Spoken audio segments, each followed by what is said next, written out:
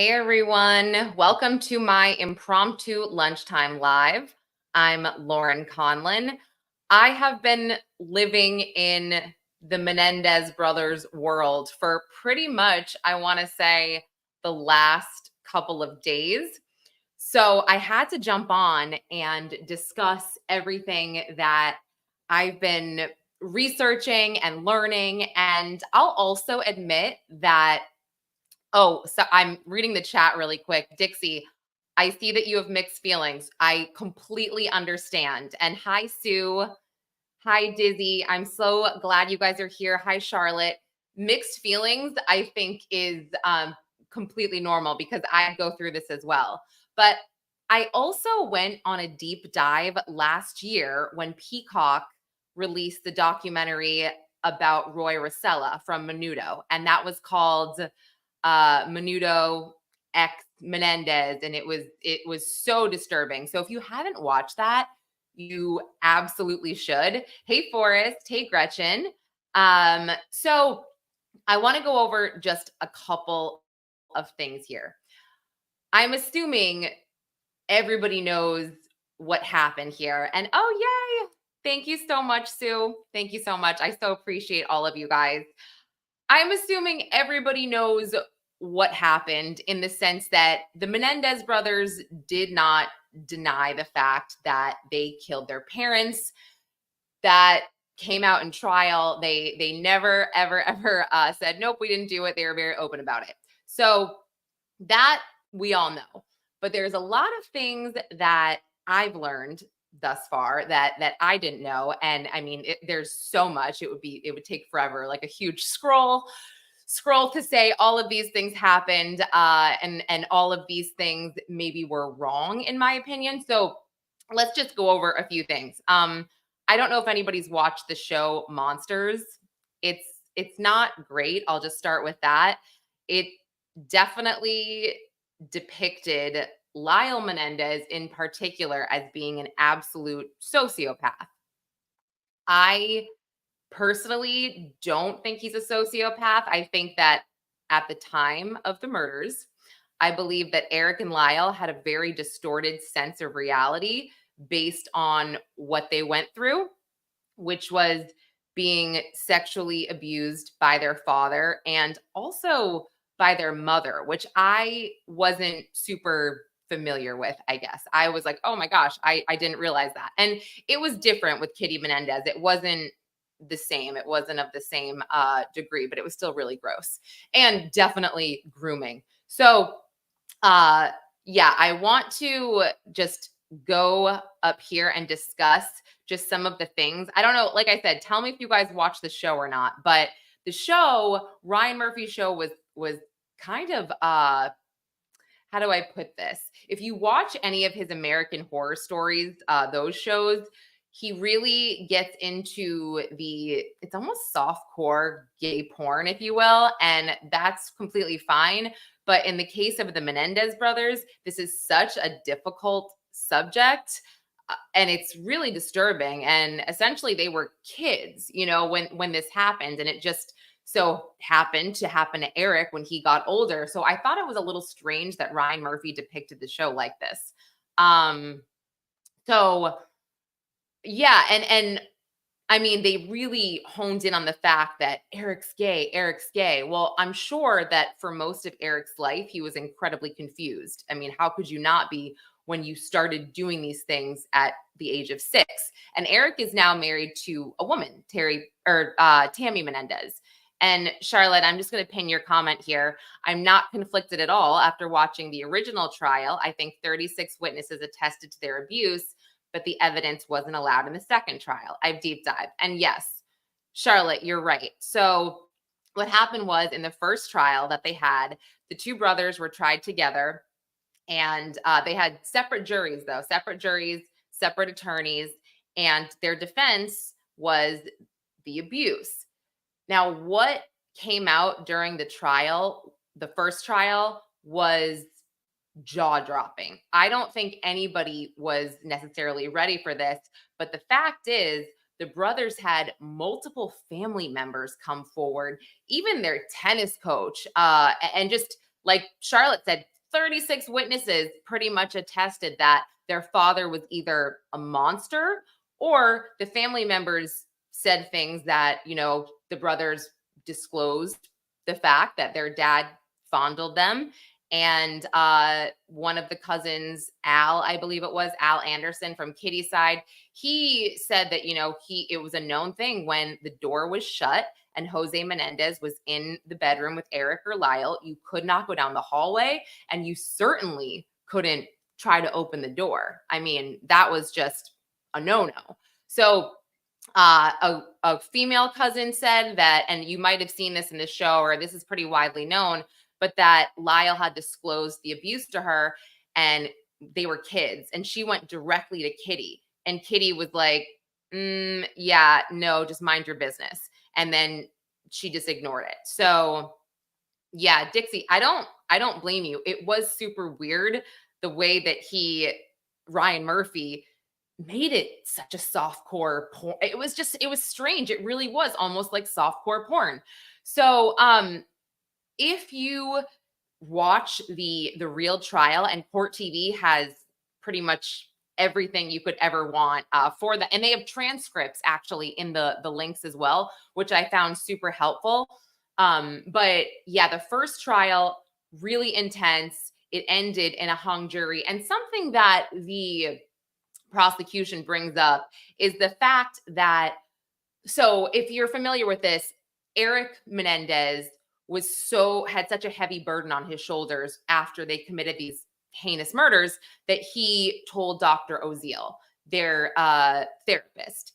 And this is client privilege information, but Dr. Oziel freaked out. He obviously called Lyle and said, you need to come down here. Your brother just told me something. He freaked out. And he started, hey, Taryn, he started recording their sessions illegally. And during these sessions, they would talk about murdering their parents and why, but the abuse was never brought up. And so this was something that the prosecution said a lot. Well, why didn't you bring this up when you're talking with your doctor about it? I mean, these recordings were also illegally obtained. That's number one. But number two, I was talking to my husband about it, and what they went through is it's incomprehensible. It's unspeakable. It's not information that I feel like they were just going to volunteer. I mean, I don't know if anyone agrees with that, but it's like saying that you were forced to have sex with your father. Sorry, it's so disgusting. I don't blame them for not bringing this up until they absolutely had to. I mean, the fact that people don't get this, I mean, it's insane to me. How do you not get that they don't want to talk about that unless they have to? I mean, so anyway, so that was a huge thing for the state. But yeah, then the second, it ended in a hung jury. And I think at this point, it's pretty widely known what was going on in LA. So what was going on in LA during this time? The 4 officers that beat the hell out of Rodney King were acquitted, which resulted in insane riots. And then OJ was acquitted. So LA was looking pretty bad at this point, and they really needed a win. And in my opinion, this is why Judge Weisberg, I believe his name was, he made the ruling that I hate that they call it this, but they call it the abuse excuse, which is really just shameful and awful. But they said, nope, you can't use that, or you can't use it in such detail. And also, you can't have witnesses testify. And it's like, what? Or doctors. So, hey, Sheila. So yeah, so that was pretty terrible. And all of a sudden, for trial number 2, I mean, they essentially don't have the truth. They're not able to use the truth. And this wasn't good. This wasn't good at all. And I was looking through some of the transcripts, and it really is crazy. I mean, Judge Weisberg's rulings, I feel like they were so biased, so biased. However, Erik's attorney, Leslie Abramson, who did an amazing job in the first trial, something that the show didn't go over is something huge that happened with her. Oh my God, Forrest, thank you so much. Are you kidding? Thank you so much. You're amazing. I thank you. So Leslie Abramson, she made a huge mistake in the first trial where she had Dr. Vickery, who was used in the first trial, who worked with the boys, got their testimony, and really, really honed in on the fact that they were abused. They are telling the truth. Well, she basically said to him, you need to take certain parts out of your notes because I can't use you if you don't do this, because, doctors were not allowed to be used. The abuse excuse wasn't allowed to be used. So, she basically, someone in, I believe it was the state, they said, it was during a discovery hearing or whatever. They just said, we need Dr. Vickery's notes. And so someone from Leslie Abramson's office sent the state his original notes where he didn't cross things off that he wasn't supposed to share, or in her version said, wasn't supposed to share because it would be inadmissible, whatever. So, I'm looking at this right now. Sorry, the comments, as I get so distracted, my ADD. And yes, I'll go over that. That's my sister, Allie. Lyle Menendez did respond back to me on Facebook. However, it's a family member, or, it's not always Lyle. It's definitely a family member. But anyway, so during the second trial, it comes out, Dr. Vickery on the stand is like, they're talking about the notes, and Leslie's freaking out saying, wait a second, these aren't the notes. These notes are wrong. And then Dr. Vickery admits that Leslie Abramson made him cross things out and, I guess, adjust these notes so he could testify. And that was awful. And it made Erik Menendez look awful. It made Leslie look awful. It was not a great look. And so a lot of people believe that while Leslie was a rock star for the first trial, she really mucked up the second trial in doing this. But yeah, that's bad for a lawyer, but I'm pretty sure she had exhausted all resources at this point, and she was doing anything she possibly could to keep these guys out of prison, and or I guess alive, because they were facing the death penalty. And something else I want to say about that, which is so messed up about this ruling, is that there was a penalty phase, and these doctors weren't allowed to go into detail about Lyle and Erik's abuse during the penalty phase. That is insane. I feel like that is so unjust, because I feel like anybody in this world, you don't have to be a doctor, knows that if you've been sexually abused your entire life, that's going to completely mess with your psyche, 100% mess with your psyche. So the fact that Erik and Lyle's life was just hanging in the balance here, and a judge literally would not let their doctors go into detail about the abuse during the penalty phase, is just inexcusable to me. So I'm going to take a minute and just pin some of these comments. Yes, total miscarriage. I completely agree. Total miscarriage of justice. And yes, Forrest, thank you for gifting these memberships. I appreciate it. I'm so thankful for all of you. And yes, Taryn, family members running prisoners' social media accounts, super popular. Lyle did say that they did post that Lyle does check some of these from time to time. He just doesn't have internet every day, clearly. But yeah, so I thought that was really important to put out there. And I'm surprised that more people, I guess, aren't talking about that, about how terrible that was, about that evidence not even being allowed to be discussed in the penalty phase, or certain witnesses that could really hone in on what went through the minds of Erik and Lyle. And here's the thing.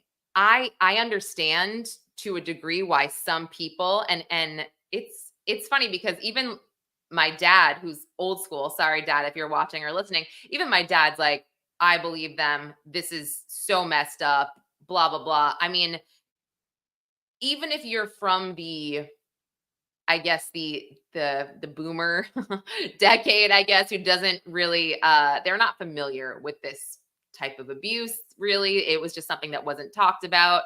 It's something that you would just, brush under the rug. So I do feel like, yeah, a lot of these jurors could have been, fallen into that category. But also the way that the boys killed their parents, it was savage. I don't think anybody can disagree with the fact that it was a savage, brutal murder with the shotgun barrel right directly to your mom's face. Horrible, awful. No one is making any excuses for that. The brothers, Lyle and Erik, haven't even made excuses for that. They know what they did was wrong, but again, they weren't in their right state of mind. I don't know how else to put it. They were not thinking clearly. They must have had a distorted sense of reality. Not a doctor, speculating.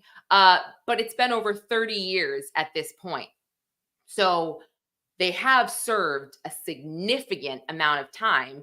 And yes, this is interesting, this comment. Back when they sent teen girls in a certain way off to group homes. Right, exactly. If you're pregnant, if you're whatever, yeah, they send you off. It's ridiculous. So, and yes, Taryn, it was a brutal killing, but what they went through was brutal. So I think that the people who say things like, oh, well, why didn't they just leave? Why didn't they tell someone? Are you kidding me? It was 1989 at that point, and sooner. I mean, who would believe them? Who would literally in their right mind ever believe them? And where would they go? I mean, it's their dad seemed to really have a hold on the boys, and I'm basing this off of the testimony of family members. So, and this is what's interesting too, is like you bring up Gypsy Rose. I mean, it's like Gypsy Rose is walking free right now, and she's almost being celebrated, if that makes sense. I don't know why it's okay for her to, you know, her mom died in a brutal manner, and sure, she didn't do it herself, but she admitted to having Nicholas go to John, her boyfriend, do it, and it was savage. Dee Dee Blanchard was murdered in a very savage way because Gypsy Rose had this, imperfect defense, or self-defense, I should say. And here we are, she's got reality shows, we're celebrating her, but the Menendez brothers can't get a new trial. And so I want to go over really quickly just the new evidence that has come into play, that has surfaced since basically since 2023. This is when the motion was filed, and I'll put this out there. So basically, Mark Garagos and Cliff Gardner have taken on the Menendez brothers case, and they filed a petition for writ of habeas corpus again in 2023. And this is after the Roy Rossello docuseries came out. He was the member of Menudo, and he came out and he said that Jose Menendez raped him on multiple occasions. Obviously, the docuseries was more about Roy's experience in being assaulted by Edgardo Diaz, who was the manager for Menudo. But this was crazy. And I mean, I watched it and I was like, holy crap, this is huge. This is someone else saying that they were abused by Jose Menendez, the same way that or not really the same way, because Erik and Lyle were groomed, but essentially the same act. So that was number one. There's testimony in this motion from Roy Rossello. So huge, huge, huge, huge news. And then the next thing was that a letter resurfaced that Erik had written to his cousin, Andy Kano, months before the murders in 1989. So I'll read to you just a little part of that. But what happened is, sadly, Andy passed away in 2003 from a drug overdose. And his mom, Andy's mom, was Marta, Jose Menendez's sister. And she found this letter. And so she, made sure that Erik saw it, Lyle saw it, and it got into the right hands. And this letter is so sad. It's so sad. I'll read a part of it to you guys because let me see. Actually, you know what? I can share my screen here and I can do a close up. Hang on one second. Here we go. All right, let me find. It's super hard to read, but this one excerpt, it's so sad. Okay. It says, sorry for my close up. Okay. It says, I've been trying to avoid dad. It's still happening, Andy, but it's worse for me now. I can't explain it.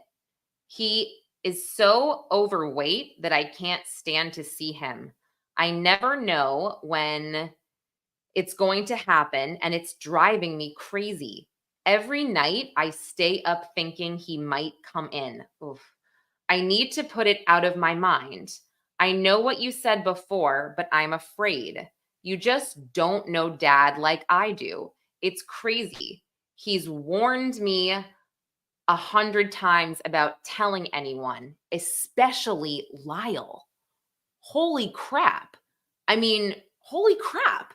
That letter is huge. It's literally huge. So I feel like that needs to be considered here. I mean, that and especially with Roy's admission of the rape. I mean, it is so crazy that this hasn't necessarily moved the needle yet, I guess. It's, yeah, I know. I'm reading the comments. It's so upsetting, you guys.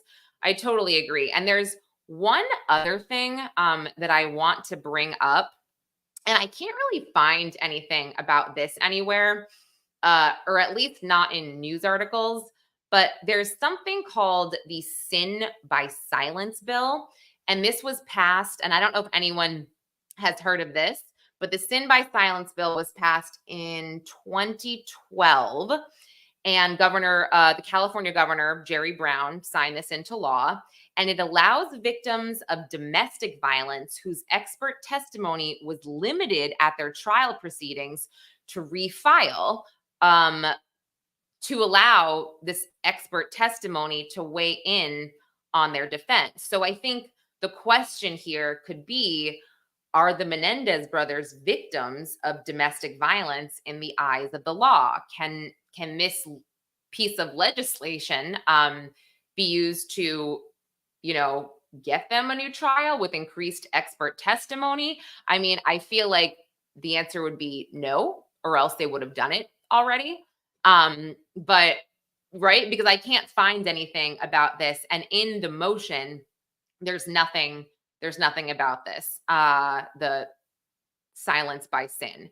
So yeah, so I think that, it's the new evidence, I think, should be enough here.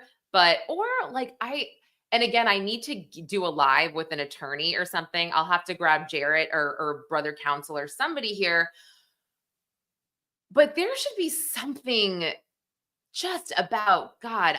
There's got to be something they can find about Judge Weisberg and one of his rulings being absolutely ridiculous. I mean, I'm sure that they've gone through these transcripts millions of times, but my goodness. And let me just read to you quickly before I play a part of the trial, the first trial, by the way. I'm going to read to you a part of this motion.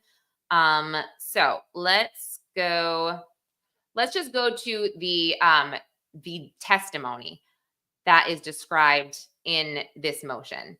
So the beginning of the motion just talks about how the state's theory is that the brothers were lying about the abuse and that all they wanted was money. They were these spoiled rich kids who wanted money. And I'm also like, what? No, they didn't. They could spend whatever they wanted. I don't think that makes sense. But okay. So the theory of the defense at both trials, straightforward. Nor Erik or Lyle denied the shooting. So the crime should have been manslaughter to them, not murder. The killings occurred in imperfect self-defense after a lifetime of physical and sexual abuse from their parents, beginning when they were children. And yeah, there essentially were death threats. Now, one thing that I don't find as credible, and this is just me, I don't find the whole, and I don't know how accurate this is, I have to go back and look, but I don't find the whole, oh, I thought my parents were going to kill me that night, as credible, I guess, because, they were sleeping on the couch, whatever. But I don't know how factual that is. I have to compare that. But yeah, that's the only thing that I'm a little hazy about. So the state's theory in both trials, straightforward. Erik and Lyle were lying about the essay. It never happened. They killed their parents, not in imperfect self-defense, but to inherit all the money. So the evidence at both trials, as we've discussed, very, very different.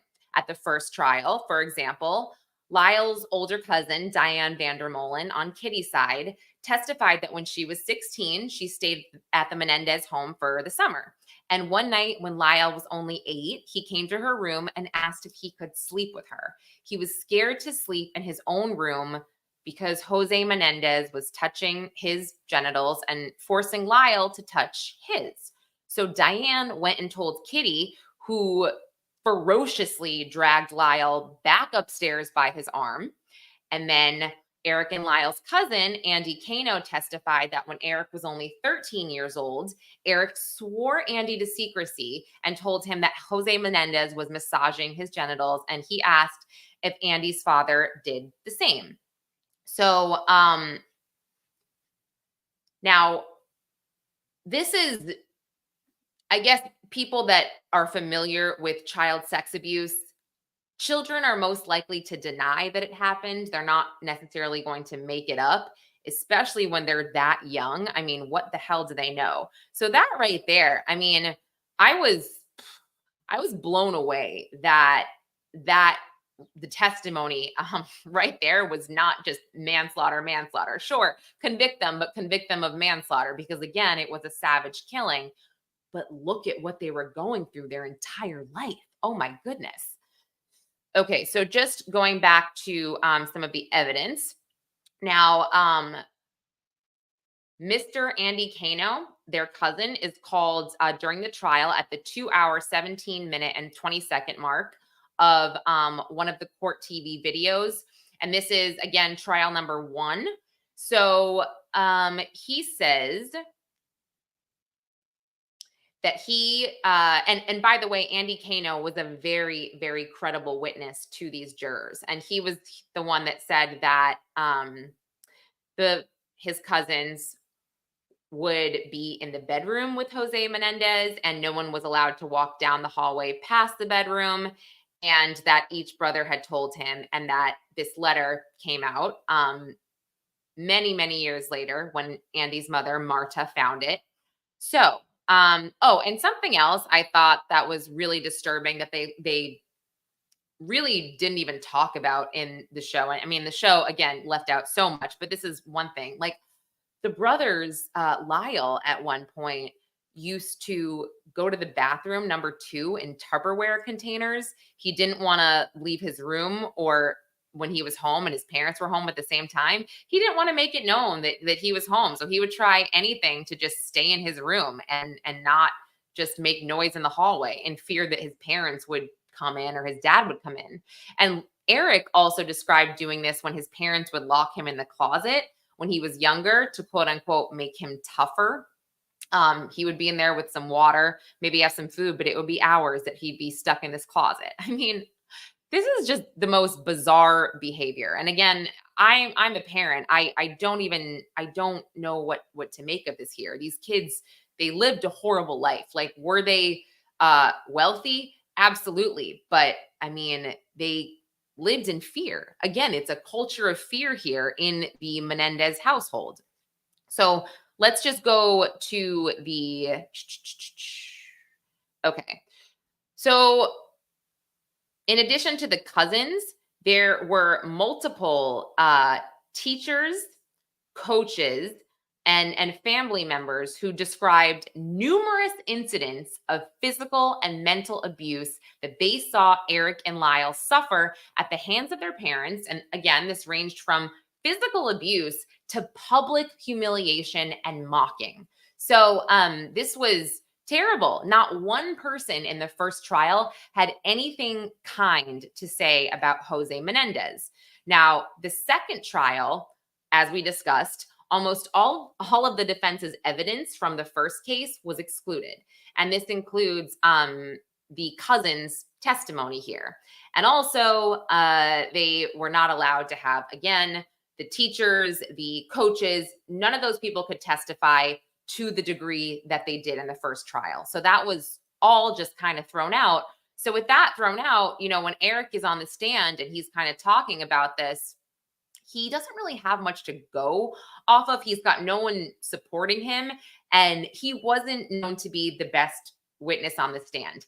I will admit he does look a little unhinged on the stand, but again, my God, he's been through a lot. I'm not saying, and I'm saying this now, looking back, knowing all of what he's gone through and the fact that he's in county jail. I mean, my God. But yeah, he does look a little, his eyes look a little funny, and he's not the best witness, let's say, especially not having his brother testify either in the second trial. And his brother couldn't testify in the second trial because of they were afraid of a cross-examination based on recordings that were taken from this woman who he had this alleged relationship with, who essentially was writing a book about him. They thought these recordings could be very, very damning to him. So they didn't want to put him on the stand. But Gretchen, we kind of discussed this at the beginning. The second trial was horrible because I personally think that LA needed a win. And so the judge just said, nope, we're not doing this again. You're not going to be able to use the abuse defense because it was such a circus last time. Circus. I know the truth was a circus, apparently. So yeah, LA needed a win and they weren't about to lose this. It was not going to be a mistrial for them at all. And no, that's okay. Don't worry. But yeah, that's part of the reason that I believe they should get a new trial here, because of this new evidence and because of, God, what happened in the second trial. Oh, hi, Simi. Okay, so let me just go back to this motion really quick. So yeah, prosecutors told the jurors in the second trial, the abuse never happened. There's no corroboration of sexual abuse. The allegations of sexual abuse are not corroborated. They actually said these phrases verbatim, knowing that corroboration of the abuse was not allowed in this trial. So it's pretty crazy. So now the new evidence has surfaced in two areas. Jose Menendez's younger sister discovered a letter her son Andy received from Erik approximately 8 months before the shooting. And as noted, Andy did testify in the first trial that Erik told him he was being molested at 13. And now we discussed that. I read the letter. Now let's go to Roy Rossello. So Roy Rossello, he joined the band Menudo as a 13-year-old in 1983. Now, Jose Menendez was a very high executive at RCA in the 1980s. So RCA, they signed Menudo, and Roy Rossello recently came forward last year and said that he was anally raped twice. I don't know. Am I going to get censored for saying that on YouTube? I have no idea. But he was, yes, essayed twice by Jose Menendez and orally as well. And that he knows it happened. He was at their house and he remembers everything that happened to him. And he was willing to come forward and say this. And so he did sign off on this, and he's essentially corroborating the fact that Jose Menendez was a violent and brutal man who would sexually abuse children. And yeah, it has been said that he was sexually abusing Erik Menendez up until the murders, and Erik was 18 years old. So I want to go to I didn't realize, sorry, that I had that comment still pinned. Okay. I want to go to a part of the trial here. It's really disturbing. I'm going to put it I'm going to put it a little bit faster. It's Lyle's testimony about his father. So let me share this. And like I said, I'll slow it down if you guys are having trouble. But this is one of the most troubling things I've seen. And I am transcribing a lot of this for Jack Fox. And I think that he'll find this credible, the note credible. And there's also some interview footage I have from when the brothers were actually lying about this at first, because if you are familiar with the case, you'll know they weren't actually arrested for months and months and months. They were kind of lying and saying, yeah, the mafia did it, something, So here we go.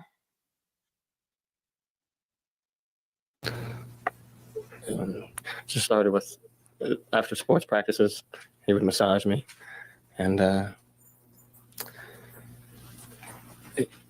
we would have these talks, and he would show me, and he would fondle me, and he would ask me to do the same with him, and I would touch him, and we would undress. Where would this take place? In my bedroom. And how often would this happen? Like 2 or 3 times a week. And for how long did this happen? Not too long. It began to change. When did it begin to change? I'm not sure exactly at what time, but almost close to when I was 7. And how did it change? Just became more involved. What do you mean more involved? We would be in the bathroom, and he would put me on my knees, and he would guide me, all my movements, and I would have oral sex with him. I mean, sorry. Now, like, does everybody see that this is not something you would necessarily want to just tell somebody?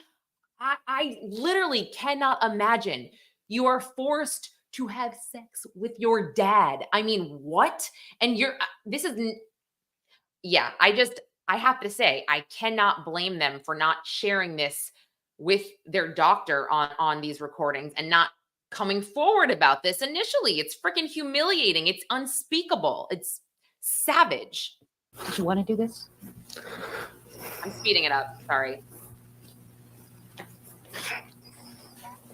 Tell me if 1.5 is too fast.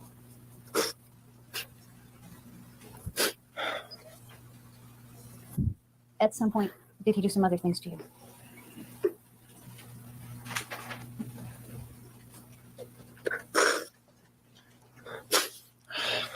Yes. What else did he do to you?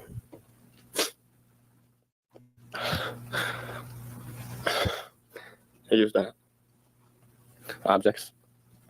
What kind of objects? A toothbrush and some sort of shaving utensil brush. And what would he do with the toothbrush? Well, in the bedroom, we have what we call object sessions, and just slide my pants down or take my pants off. Sometimes it'd be for a short period of time, sometimes longer. Just lay me on the bed. And, he'd have a tube of Vaseline, and he just played with me.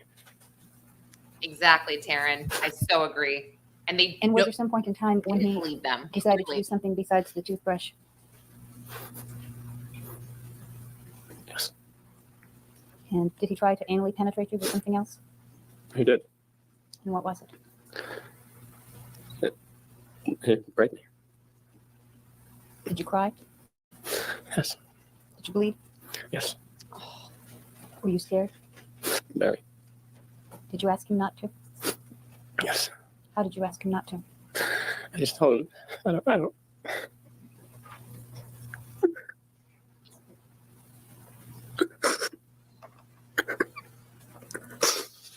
Sorry.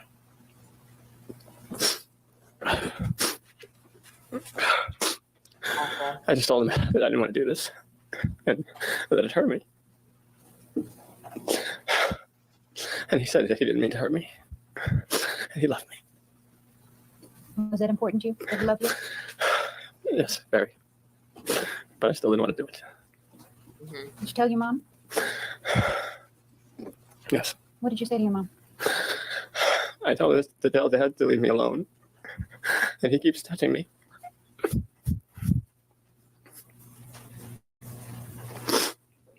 What did your mom say? She told me to stop it, and that I was exaggerating, and that my dad has to punish me when I do things wrong. And she told me that he loved me. Did you ever tell anybody else? When? Did you ever tell anybody else when you were a child? You heard Diane Vandermolen testify. Do you Yes. remember telling her? No. Did you complain to your cousin Alan? No, not about that. Just about punishment. As a child, did you ever tell anybody else what had happened with your dad? Yes. When I was a child, no. Why not? I was afraid, and my dad didn't want me to. Right. What did he tell you about telling people? He just said that it was our secret. That bad things would happen to me if I told anybody. And so if you're not aware, Lyle was apparently the favorite brother and Erik was the known as the weaker brother. So Jose Menendez would literally sometimes finish with Erik and Erik would cry. Obviously, he was a child. He was, being assaulted by his father. And his father would say, "Why can't you be more like Lyle?" I have no words. Sorry.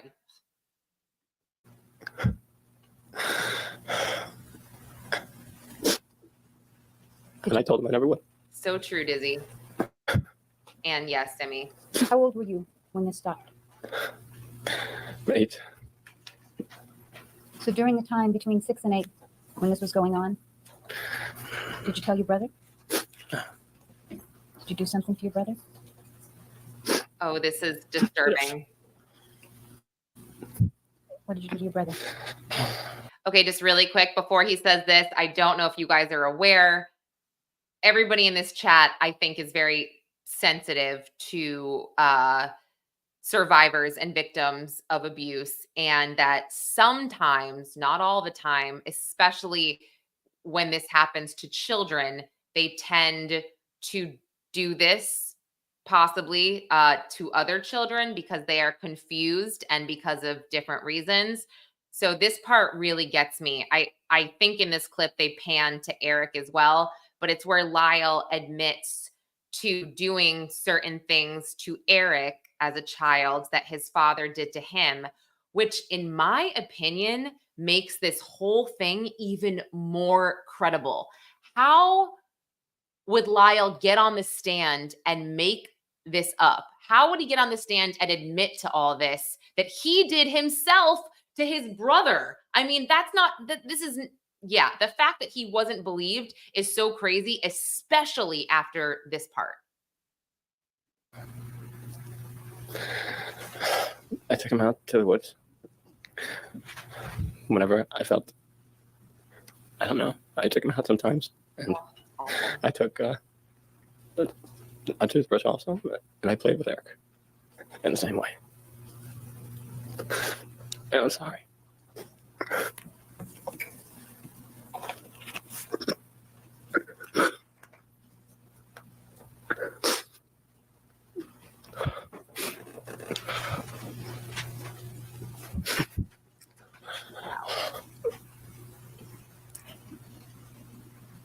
It stopped for you with your dad when you were 8. When you were about 13, did you think that it might be happening to someone else? Yes. And who did you think it was happening to? Erik. And did you do something about it? Yes. What did you do? I talked to my dad. What did you say to your dad? I told him that I knew what was going on with him and Erik, and then I heard the noises, and that I wanted him to leave Erik alone. Okay. I am going to now, I'm going to play a clip of Erik being cross-examined because I don't want to seem really not one-sided, I guess, but I want to just show you just, I guess, how Erik wasn't necessarily as good of a witness as Lyle, if that makes sense. And this is nothing necessarily against him. They just have different personalities. And Erik, you can tell that Erik is just not doing well, like at all, not doing well. And this, let me pull this up. And I'm also that wasn't too fast for you guys, right? I felt like that was not bad. Just tell me if it is too fast. I'm putting it on 1.5.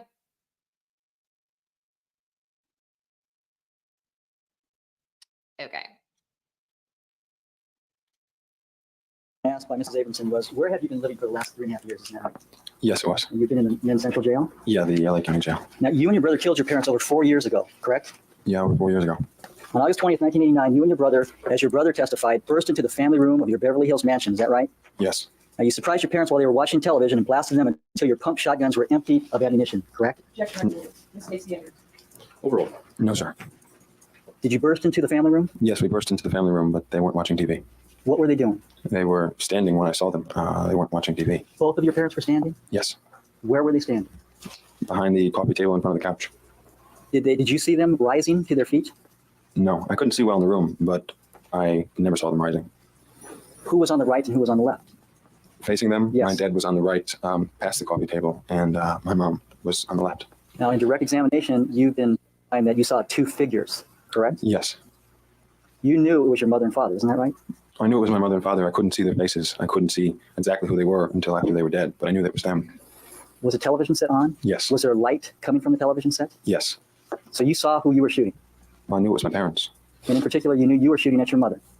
I don't even remember. I don't think so. You don't think that you knew you were shooting at your mother? When I was shooting, I wasn't thinking at who I was shooting at. Where did you aim your gun? Just right in front of me as soon as I walked in the room. And I wasn't thinking this person's here, this person's there. Whoever was in the room, wherever they were, I was shooting at. Were you closing your eyes when you were shooting? No. You were looking at what you were shooting at. I suppose. Now, you've testified here that as a youngster, you walked in your sleep. Isn't that correct? Yeah, I did many times. Are you telling these juries that you were sleepwalking when you shot your parents? No, I was awake. It's just that as soon as I went into the room, the gun went off and there was fire, there was smoke, and it was so chaotic that I just didn't. I don't have a great memory of it. And you entered the room first, correct? Yes. Now, you say the gun went off. Did you fire that gun? No, I fired the gun. Now, you shot until your gun was no longer loaded, I correct? shot everything I had. And then what did you hear or see after you had finished firing all of your ammunition? I heard a noise coming from what was my mom. Now, you described noises in direct examination. Did you describe for these jurors the noise that you heard coming from your mother? Oh, I don't even remember what the noise was. that's awkward. I know that I heard it because I ran out of the room just to get away from there. But I can't even tell you what it was. Did you describe to Dr. Rossello that it was moaning coming from your mother as she was trying to crawl? No, I never said that. I read that in his notes. I did tell him she was trying to crawl. I found that out from my brother afterwards when I talked about it. But I didn't see anyone crawling in that room. Would you describe for the jury what sound you heard? How would you characterize that sound? I guess I would characterize it as a moaning simply because she was dying, and that's what freaked me out, and I just wanted to get away. But I can't remember how it was or the way it was. Was your mother crying? No, it wasn't a crying sound. You indicated that your father said no as you entered and started to shoot. Yes. Did your mother ever say anything? No, she never said a word. She didn't have a chance to say anything? I guess not. Now, you said that you were freaked out when you heard this noise, this moan from your mother. Yes. Is that right? And you're so freaked out that you went to your car and you had the ammunition box and you're pulling out ammunition so that when your brother came, you handed him ammunition. Isn't that right? No, that's not why I ran to the car. As soon as that happened, I just got out of there and I just ran, and I ran out toward the car. And as soon as Lyle got there, then we started scrambling for shells. As soon as Lyle got there, didn't he testify that you handed him a cartridge? I did. So you had been in the car and you're pulling out ammunition when you got to the car. You got to the car first, correct? We got there basically the same time. So you went directly for the ammunition, didn't you? No, that's not what I was thinking. As soon as I ran out of the room, I just I'm ran. going to fast forward and just a little bit, but you can sort of see, I'm just going to go to let me see, the part that I would like. But as you can see, Erik is very different than Lyle on the stand. He's very, very intense. And he hits a bit different. I'm not doing a great job of describing the way he hits, but it's a little bit different. And I'm not shaming him. I'm not dragging him, but yeah, I could just see why in the second trial that without the corroborating witnesses and his brother, or maybe he wouldn't have been as convincing. But Okay, so I'm going to go to the diary. Let's see. When he finds a diary of his mom's. Here we go. So before the 26th, you had found this diary of your mother's, correct? Yes, I had gone into my mother's room when all my relatives were there. Everyone was in the house. I'd been in my dad's room and my mom's side and found the diary. Okay, what day was that, if you recall? I assume it was before I left New Jersey, so Wednesday, Tuesday, Thursday, somewhere. Okay, well, Thursday, the 24th is the day that you bought the money clip and the Rolex. So let's take it from there. Was it before that or after that? It might have been before. I really don't have a great recollection of what happened in the aftermath. I remember I was at the Bel Air Hotel, and I remember that there were a lot of relatives and that we were at the house, and a lot of things happened, but I don't remember an exact sequence. Can you testify, though, that you found this diary, and did you bring it to your room so you could? I found it, and I was crying because it was so sad. And I brought it to my room and just started reading it. It wasn't really a diary. It said Dear Jose at the top, and so it wasn't a diary, but it was in a diary type of book. And did it talk about you and your brother and how much your mother loved you and your brother? No, it didn't mention Lyle and I in that one. At all? Not at all. So if there were such a diary, that wouldn't be the one that you saw. I don't know what diary you're. Objection sustained. The answer is correct. Mr. Menendez, was there any other diaries that you saw besides the one that you've described as 10-page I long didn't know diary what you with a were rainbow getting in front at of it? either, this diary. Was there any other diary? No, not that I saw. I'm sure she had tons of diaries. She probably had my diaries too. I didn't see them. Now, if she had your diaries too, would those diaries have been in the house when she was killed? Unless she destroyed them, yes. Did you ever find those? No, I didn't. I went into my father's room partly because I knew there were a lot of magazines and videos that I didn't want anyone to find. And I went into my mother's room just in case there was. Actually, what started me going into my mother's room was I found a tape recorder. Okay, wait a minute. You talked about magazines and videos that you didn't want anyone to find? Yes. Of yours? No, they were in my father's room. They were in a box, and they had a lot of magazines, gay magazines and gay pornos, and I removed them from the room because I knew the relatives were going to be around, and I thought they might be in there. What did you do with those? I put them in my closet. Oh, so if they were found in your closet, you would have taken it from your dad's room and put it in the closet. They weren't found in my closet. I gave them to my cousin Henry and to my cousin Andy, and told them to get rid of them. I didn't want my grandmother to find them. I didn't want my relatives to find them. I didn't want anyone to find them. Mr. Menendez, have you had homosexual relations with anyone other than, as you've indicated, your brother? Objection, Your Honor, to the formal question. Objection to subject matter can ask for. Mr. Menendez, would it be fair to say that you've had access to hundreds of photographs of you and your brother and your parents? Yeah, sorry. That was another thing. They were really trying to push the fact that Erik had homosexual tendencies throughout this whole trial and the second trial. And that was, in my opinion, that was so inappropriate because Erik was very troubled. He was not, in my opinion, he was not like Lyle, where he could compartmentalize certain things. And all he knew was his dad doing this stuff to him from age 6 up until 18. So this is what he knew. Of course he was confused because if you weren't aware, he had stopped doing it to Lyle. I believe, Lyle must have been 10 or 11, maybe a bit younger, and he had moved on to just exclusively doing it to Erik. So Erik was abused his entire life. Of course he was sexually confused. I literally can't even imagine. Taken of your family over 2 decades? Objection based. As to when did he have access? Why don't you rephrase the question? Yes. After the killings of your parents, did you have access to hundreds of family photographs? After, before we were arrested? Yes. Yes. So you control what photographs are shown to the jury? No. The ones that came from your house? No. Now, in addition, how many photographs would you say were at the house of the family over this period of time? Which After the killings, how many photographs did you see in your house in Beverly Hills? very few. My grandmother sort of took everything and took them back east to where she wanted to form albums and memorabilia and things like that. Were there videotapes taken of you and your brother while you were growing up? Yes. And would you say that was pretty common? Yeah, I would say it was pretty common. Mostly of tennis. Okay, so I'm going to stop this one for a minute because I want to go back and play Lyle's version of the abuse from his mother, Kitty, which is very interesting because it's different. And this was something that I wasn't familiar with. I had always just thought Kitty was awful because she was complicit. She let this happen. She allowed it to happen. I was wrong. Yes, she did all that, but she did more. So let me go to Lyle when he discusses what went down with his mother, Kitty. Incredibly disturbing as well, not to the degree of Jose, but again, very, very disturbing. I'm going to put this one. Yeah, 1.5 seems to work for this crew. Would she ask you how she looked? Yes.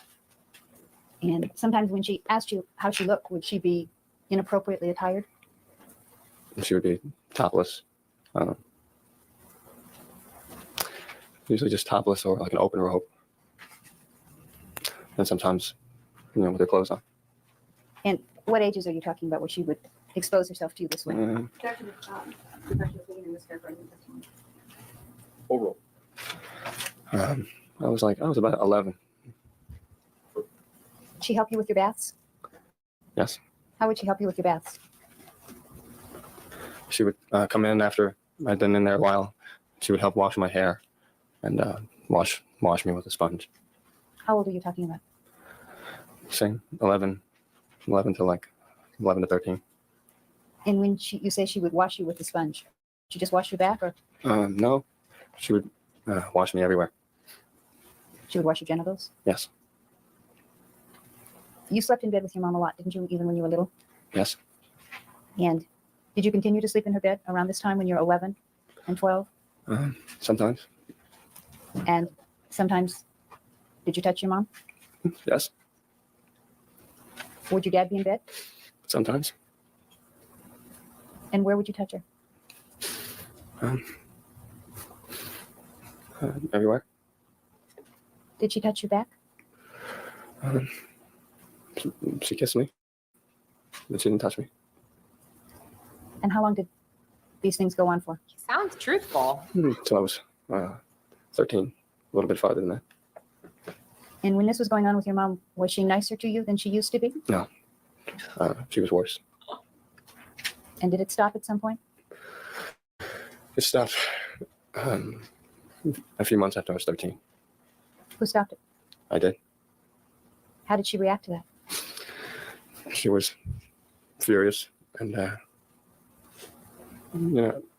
she couldn't be too much worse, but she harassed me, and we just sort of I hear that. had arguments about and problems about that for a long time, a couple of years, Was your, really for my whole life, because it came out in other ways too. your relationship with your mother was never good before that, is that correct? No. Was it worse after that? Oh yeah, she was just she was pretty much zeroed in on me after that. Very I don't know, she felt rejected. I don't know what she felt exactly, but it was a constant attacking. Were you angry? Were you angry with her also? So angry? I was very angry. I thought that it was unfair. Why was it unfair? Because we were doing this and she was enjoying it. Ugh. And I was hoping that things were going to get better for our whole relationship and things might get better. She got worse. Did you think she was going to love you if you did these things? I took it to be love. And that's what I wanted. Did you always have problems with her after that about your girlfriends? I always had problems with her with my girlfriends, yes. And after all of this stopped with your mother, did she show you specifically that she was unhappy that it had stopped, or she was angry about it? She harassed me. What do you mean she harassed you? She just kept exposing herself, picking me up at the clubs with, in a robe, exposed, leaving her underwear around, calling me into the room when she knew that she was, changing, asking me if you look pretty, and call me a liar when I said yes. Sometimes she would be in a tantrum, and then she'd come over and she would touch my face real gentle, like she was going to kiss me, and then she would go back into her room. And she was very upset. And I think I think maybe Diane being in the house later upset her more. Did she ask you questions about your girlfriends? Did she seem to want to know a lot of personal details about your relationships with your girlfriends? Well, yes. No, she didn't want to know personal details, but she didn't want anybody from a broken home. And it was just a suspicion. Everybody was a gold digger. Everybody was having affairs or bimbo. Nobody was. She didn't really say what she wanted for me. My dad had an idea of what he wanted. She was just. I only had a couple girlfriends and 2 girlfriends that I had relationships with, but both of them, both 3, because of Christy, so 3. And she was, very, this really was more than critical. It was just like humiliating who my girlfriends were as people. And Well, you mentioned Christy. Christy was a very pretty model. Is that right? she was pretty. And was she nice? Yeah, she was like an angel. And Aw. did your mom like her? My mom just despised her. And did your mom call her names? Sustain. This is 1989, the spring. Is that a question? It's the spring 1989 is the time. It was. Yes. And what names did she call her? She called her the same names that my dad did. My dad didn't like Christy either. Called her a slut and a bimbo and a gold digger and just a country girl. She had come in from out of state. She was from the Midwest and she came here to be a model. Did your mom do something about the plates that you ate off of? Well, she thought she was AIDS infected. Oh. And What was that based on? that she was a model. And so she wouldn't let me eat at the table. So I ate on paper plates in the den. Bananas. And she wouldn't. I remember I let Christy go in the kitchen one time when my mom wasn't there, and my brother actually allowed her in the kitchen. I was playing tennis, and my mom found out, and they were furious over the phone. And then she came home, and So just throwing it out there, if you missed that, Kitty and Jose did not want one of Lyle's girlfriends to eat on their china because they thought she had AIDS because she was a model.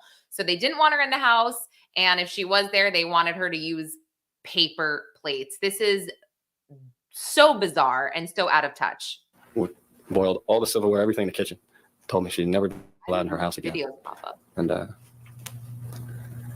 relationship ended shortly after that.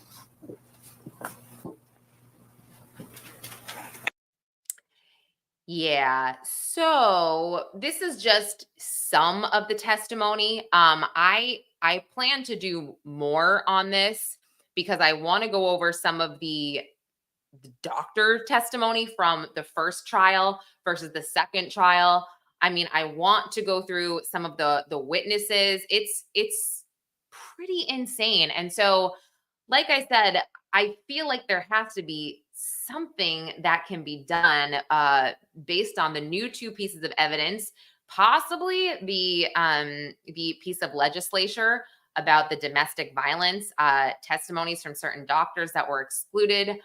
It's tough. It's super tough. I wish there was a clear-cut answer here, but it sounds like this is just one of those cases that people are going to really butt heads about, and it's just so gray. It's so gray. So what I want to do now just quickly is I want to read Erik's statement about and I posted this on Twitter, but it's Erik's statement about Monsters, the Menendez murders on Netflix. And Erik's wife actually put this on her Twitter page. She shared this. I actually found it on the Lyle Menendez Facebook page, but Tammy put this on her Twitter, and it says, in Erik's words, I believed we had moved beyond the lies and ruinous character portrayals of Lyle, creating a caricature of Lyle rooted in horrible and blatant lies rampant in the show. I can only believe they were done so on purpose. It's with a heavy heart that I say I believe Ryan Murphy cannot be this naive and inaccurate about the facts of our lives so as to do this without bad intent. It's sad for me to know that Netflix's dishonest portrayal of tragedies or of the tragedies surrounding our crime have taken the painful truth several steps backwards. back through time to an era where the prosecution built a narrative on a belief system that males were not sexually abused and that males experienced rape trauma differently than women. Those awful lies have those awful lies have been disrupted and exposed by countless brave victims over the last 2 decades who have now broken through their personal shame and bravely spoken out. So now Ryan Murphy shapes his horrible narrative through vile and appalling character portrayals of Lyle and me and disheartening slander. Is the truth not enough? Let the truth stand as the truth. How demoralizing to know that one man with power can undermine decades of progress in shedding light on childhood trauma. Violence is never an answer, never a solution, and is always tragic. As such, I hope it's never forgotten that violence against a child creates 100 horrendous and silent crime scenes darkly shadowed behind glitter and glamour and rarely exposed until tragedy penetrates everyone involved. To all those who have reached out and supported me, thank you from the bottom of my heart. So I feel like Jack Fox would have a lot to say about some of the wording in that, especially the word penetrate. I mean, God, it's like it's still so fresh in poor Erik's brain. Yeah, I don't know. I see a lot of you guys are on episode 5. I don't think it's very good after that. I think after episode 5, it takes a really dark turn into kind of just fetishizing. I can't even say that word. Everything that they went through. So I think it's not great. And they have the brothers say what happened to them multiple times in very graphic detail. I don't think it needs to be said that many times. I really don't.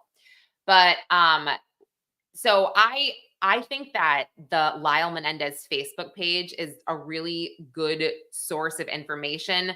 Lyle, and like I said, Lyle is sometimes on that page, but mainly it's family members. And he does answer questions, or they answer questions, which I think is really helpful in a lot of this. And he announced that they are taking part in the Netflix docuseries, or they have taken part, that comes out next month, which should be fairly accurate, especially if they're a part of it. However, I did see that they have some of the old prosecutors in that documentary as well, who will be sitting there saying, nope, I still think the boys are lying. So yeah, there's so much to this. I'm working on a podcast episode to actually put an audio podcast episode, I should say, put all of my thoughts into one organized scripted episode where it's not me being like, and I also plan to have some commentary about some of their statements made, truth versus lies, and all of that stuff. And Steve, I get that. I respect that. You don't know what to believe yet. That makes sense. You really do have to do a deep dive into this and see some of the testimony from the cousins and the coaches and whatnot. And then you have to do a deep dive into the second trial, because I believe that what was going on in Los Angeles and what happened with Judge Weisberg is really what caused them to be convicted. I really do. Or convicted, I should say, of murder. So yeah, that's all for now, guys. Thanks for joining me on this impromptu live. This is not the end of my deep dive into the Menendez brothers case. I plan to do a lot more, like I said, hopefully with Jack Fox, and an audio episode as well. Oh, thanks, Mom. And yeah, so they have different clips of the trials, Steve. And the transcripts are not available, I believe, for trial 1. I think just trial 2. I have to go back and check. But yes, I will keep diving. And yeah, I'm jumping off. Jarrett and I are doing an interview at 2 with Ana Garcia from True Crime News Daily. So I'm going to try to get that video out today on the Primetime Crime channel. And I also noted that Primetime Crime is going live tomorrow at 10 a.m. instead of 8. We've got some things going on. Jarrett's traveling, but we wanted to go live. So hopefully the 10 a.m. works for everybody, because I felt so bad when we did the pre-record, but we're live last week. I feel like that's kind of kind of tricking everybody. But anyway, we'll be live tomorrow at 10 a.m. Thanks everyone for watching, and I will catch you all later.